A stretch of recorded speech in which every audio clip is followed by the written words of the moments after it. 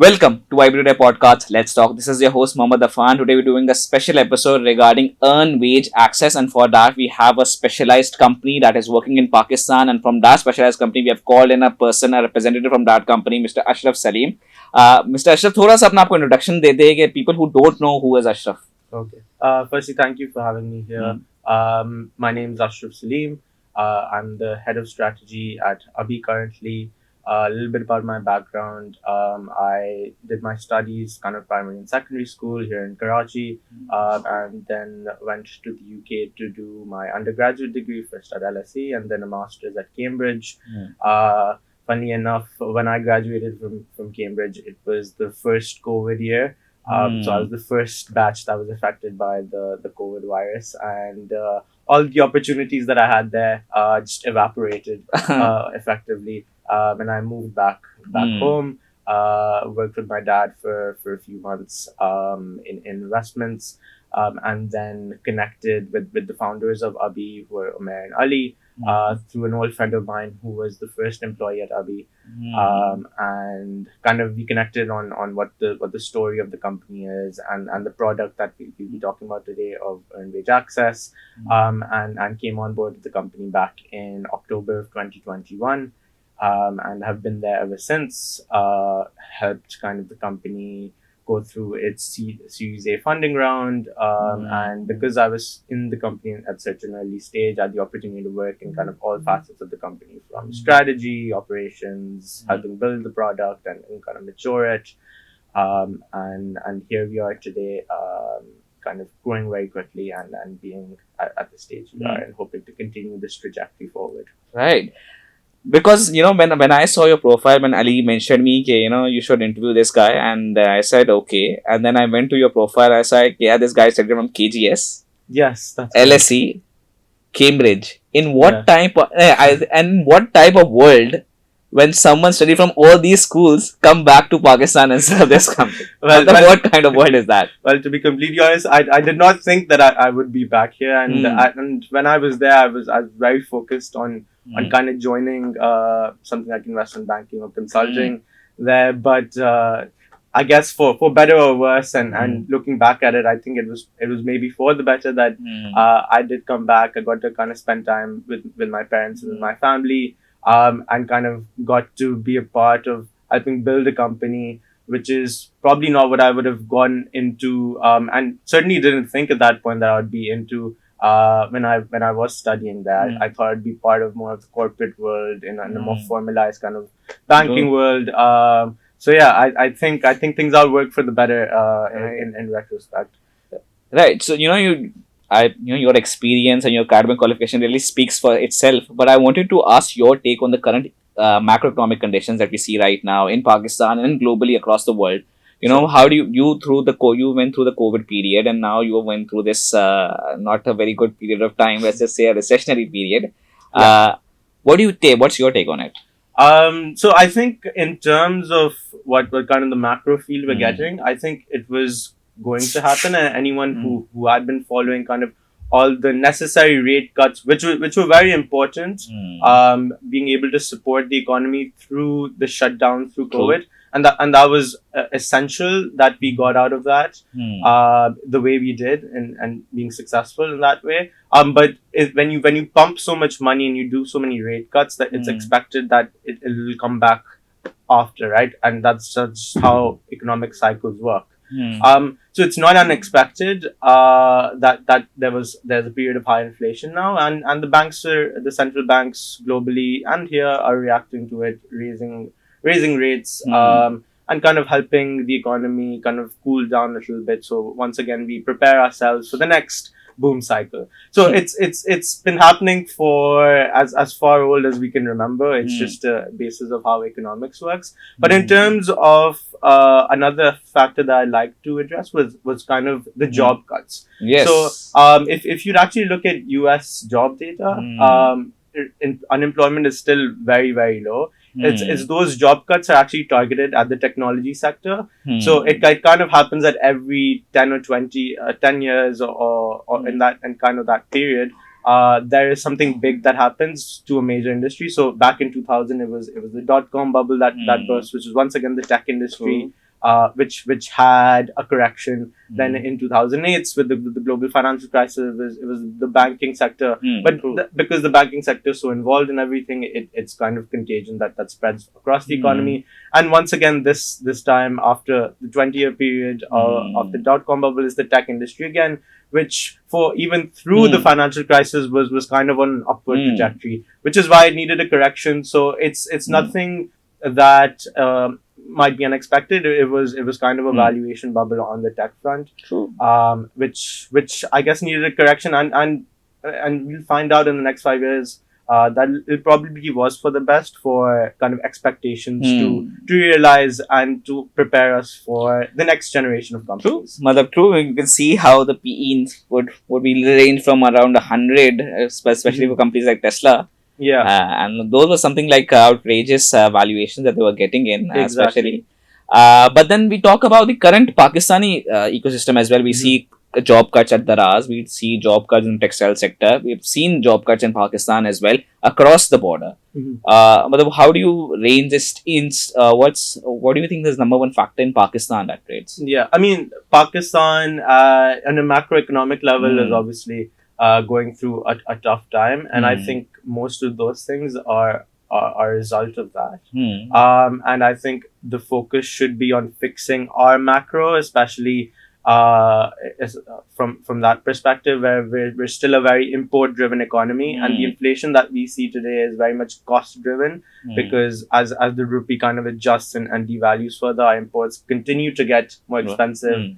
And we're a consumerist economy as well. True. So a lot of things being imported. So I think the government needs to, and the State Bank of Pakistan needs to focus on kind of economic planning on that front, where we kind of rearrange our economy to be able to do things what a more productive economy does. And once we kind of do that level of planning, will we be able to reap those benefits Right. and That's quite interesting. Now, so that's that's something that the government needs to have a 10-year, 20-year plan. Of course, and it's the political turmoil that kind that's of really fuels the sparks fire. again and again, that kind of prohibits us from doing that in an effective manner. Right. So coming back to let's talk about your company Abhi. Yes. And their concept about earned wage access, right? So I used to call it easy wage access, but thank you for letting me know. So earned wage access. What do you think? What does earned wage access means? So earned wage access, in short, means being able to kind of get instant access to the salary you've earned. So for example, in the US, you get paid every 2 weeks. In a lot of other countries, including Pakistan, it's normal for payrolls to run once a month. But we want to take a completely different take on this, and say that why shouldn't people be able to access their salary as soon as they earn it? And that's really the manifestation. EW is kind of the manifestation of that philosophy, is that if you worked, you've technically already earned the money, but you're just going to be paid at the end of the month. Why not make it digital and instant and convenient? And that's why we created EWA.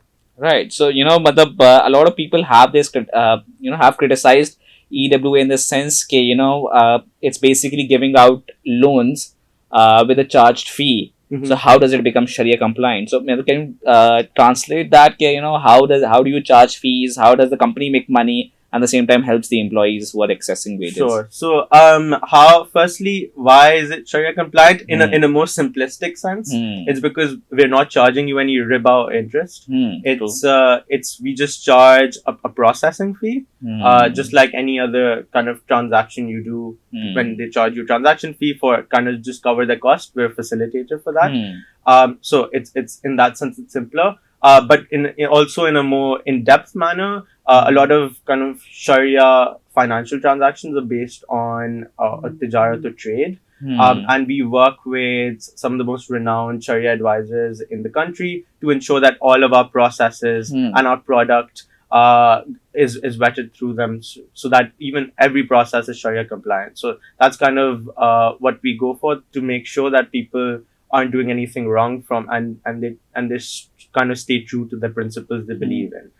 So that's for how the product is really Shariah compliant. So, Matlab, you have worked with getting employees on board. You Yes. worked with working employees to take out easy wage Mhm. access, yeah, earned wage access. Earned wage access. Matlab, what do you think the misconceptions have you faced in the industry with the employers, employees? I think, and something you just mentioned in the previous question as Hmm. well, the biggest misconception people have is Hmm. that they look at this product as like a loan. True. And That's we internally, and it's a message that we try to propagate as much as we can, is that this is really not a loan, right? Hmm. So, and the way our product is actually structured is that if you, for example, look at your app, which shows you your balance to which you can take out on the 15th day of the month, it will only show up to the how much money you've earned up to the 15th day of the month.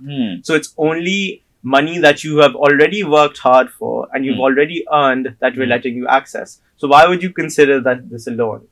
We don't consider this loan. It's just money that you've earned already. So even if you were to leave the company at the 15th day of the month, they would still pay you those 15 days of money, right? Because you worked those days. And that's the same perspective that we take, is it's simply employees accessing the money they've already earned. It's not them borrowing from someone. Right. So that's interesting. And what's the misconceptions have you faced with the employers?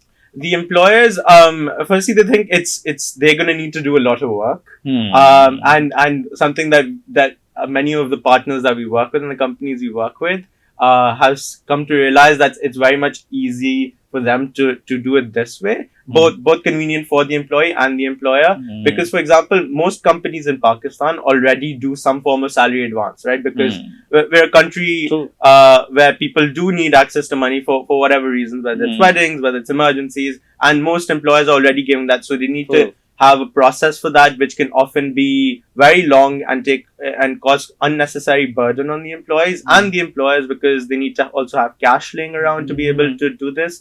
So we come across to them and we say, we're taking all of that from you. We're giving it instantly to the employee, where they will not need to call you in the middle of the night if they have an emergency or go to anyone else. They're just accessing their own money. And it's the process is completely digital and transparent for you as well, so you can, as an employer, can see who is taking how much, and is it a benefit that you want to give the employees, or would you not want to give it to them? So they have that flexibility as well when they work with us. Right. So I've also heard there is no charge for the employer to get on board. Yes, that is correct. We give them the option if they would like to take the fees, but yes, they do not have any fees taken from them for using our kind of our technology, or even doing any transactions with the employees. It's completely free. Right. So you've been a while in Abhi right now. So let's talk about what's the company's vision, what the founders' visions look like now. I've heard that you're expanding to the other countries as well.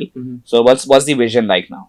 So our vision from the start and to this day is kind of to change the perspective of how credit is looked at in emerging markets. And our first product to do this on the consumer front was through earned wage access. We also do other products on the business lending front. So we do payroll lending, payroll financing for companies, as well as invoice factoring, which is kind of buying of receivables and financing against that. So cash flow based financing. So we kind of, our perspective is always to bring new and innovative products that no one else is doing in the market, and kind of help the market understand how to do them in a good sustainable manner, so that it's beneficial for everyone. And you're correct. We've done Pakistan, and we hope to continue to grow in Pakistan, but we're also launching in other markets in the region, such as the UAE. And we're kind of hoping to expand access to products like these to as many people as we can. Right. So you talked about other products, being you told about around 3 products. Yes. Which is earned wage access, and the other is working capital, and the third one is. So working capital is broken down into 2 parts: it's payroll based and cash flow based. So invoice factoring or payroll financing. Right. So moving on, there is some rapid fire questions that I wanted to ask you. Sure. So let's one word for anything that you think about. Earned wage access. Instant. Abhi. Growing. Fintech. Exciting. Financial literacy. Hopeful. Acha. IB today. IB today. initiative. All right, great. So, coming towards the end of the episode, I wanted your, what advice would you give employees who are accessing easy wage access and Mhm. the employers who are giving this facility as well as availing other products of your company? Yeah. So one thing that we try to do, especially Mm, for employers, mm, is to look at this as a benefit product for their mm, employees rather than a lending product. mm, So what we're trying to do is getting as many of our employers to actually take on the fees themselves and pay it. Similarly, as they give EOBI benefits for the mm, employees, this is a benefit that they should also be able to give to employees. So that's a perspective that we're trying to change currently, mm, and having employers actually take on the fees rather than the employees, because we mm, think that would be great for everyone. And for employees, we what we'd like to kind of the message we like to send is, don't be afraid to use the service. It's your right and it's your benefit. And mm, I know credit gets a lot of bad name, and maybe mm. for good reason. True. But if you do credit in the right way, without overburdening yourself, it can be great for both yourself, your families, and the overall economy. Right. But one thing that I wanted to, the people have that, if you keep on accessing your earned wage access Mhm. on a daily basis, let's just say you have a salary of 100,000, probably that would be around 90,000 once all transaction is done. So the model we've actually been using for the longest Hmm. time is, it's rupees 100, Hmm. a fixed processing fee for however much money you take. So if a transaction's for either for 500 rupees, Hmm. 5,000 rupees, Hmm. 50,000 rupees, it we only charge 100 rupees. Hmm. So we don't want it to be unnecessarily burdensome on anyone. So we've kind of stuck to the flat pricing so far, but we always kind of engaged with our customers and Hmm. our employers to see what kind of pricing model works for them. So our whole focus is being transparent Hmm. and open and engaging, to make sure it's not unnecessarily burdensome, and just to say it's cheaper than any other kind Hmm. of way employees and people are able to access funds in the country, if they're even able to access funds in the Hmm. country, because most people most of our customer base is actually blue collared workers Hmm. who are unable to get access to a credit card if they wanted, Right. unable to kind of get personal loans from the banks, or are able to get kind of loans at very exorbitant rates. Hmm. So our product's the cheapest one in the market in any Right. case. So there are other products as well. Other people offering it I mean, across the world. yes. So this model has been kind of Hmm. replicated, and in other parts of the globe. Hmm. There are companies in the US doing it. Hmm. A company by the name Payactiv does it. There's a company in the UK called WageStream that does it, Hmm. and kind of all across the region as well. There's some people who've kind of been inspired by the same idea and are using it to empower people. Right. So, thank you for this Of course. advice for us, for employers as well as employees, and opening my eyes regarding, because I thought, if you keep on taking out wages, you're going to be out of nothing, and that's something It's very that's my much not the misconception case. that I had, and thank you for ending that misconception, and for your time and effort for coming in here and taking out this time for us. I hope all of those who watched the episode who loved the episode. I certainly did. I learned something, and I hope you all did as well. Thank you. Allah Hafiz.